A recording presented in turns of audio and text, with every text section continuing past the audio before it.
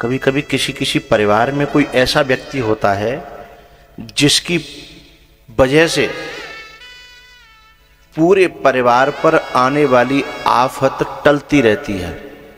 बात समझ में आ रही है? एक बस थी और उस बस पे जो है ऊपर से बार बार बिजली कड़क रही थी और छू कर के बस को लौट रही थी। तो बस वाले बोले, भाई इसमें कोई पापी बैठा है जिस पर बिजली गिरना तो चाहती है लेकिन सब न मर जाएं, इसलिए बिजली लौट रही है। इसलिए एक काम करो, बस को यहीं खड़ी करो और एक एक करके दूर जाके खड़े हो जाओ, जिस पे गिरनी होगी गिर जाएगी, बाकी तो बच जाएंगे।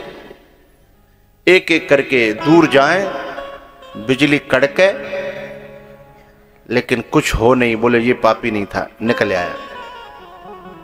एक एक करके गए, कंडक्टर भी गया, आखिर में ड्राइवर रह गया, ड्राइवर भी गया, वो भी बच गया। अब रह गए एक महात्मा जी। अब उनको कोई सोच नहीं पा रहा था कि ये भी पापी हो सकते हैं। बोले पापी पापी तो सब है, आए महात्मा जी रह गए, महात्मा जी तो पापी हो नहीं सकते।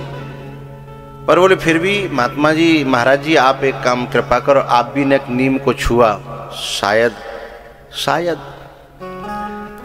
महात्मा जी निकल के पेड़ तक गए और बिजली जो है पूरी बस पे गिर गई।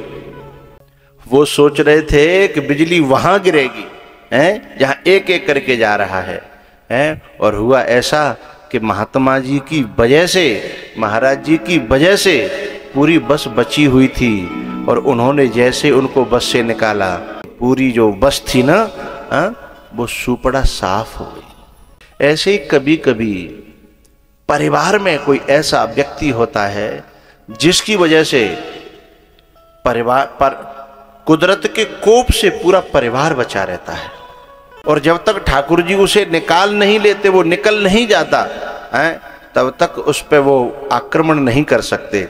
जब तक विभीषण नहीं निकल आए तब तक लंका पे आक्रमण नहीं हुआ, और जब तक विदुर जी कौरवों में से नहीं निकल गए तब तक ठाकुर जी ने कौरवों पे भी आक्रमण नहीं होने दिया, क्योंकि मेरो अपनों तो निकल आवे पहले। और जब तक अपना नहीं निकलेगा तब तक आक्रमण होगा ही नहीं।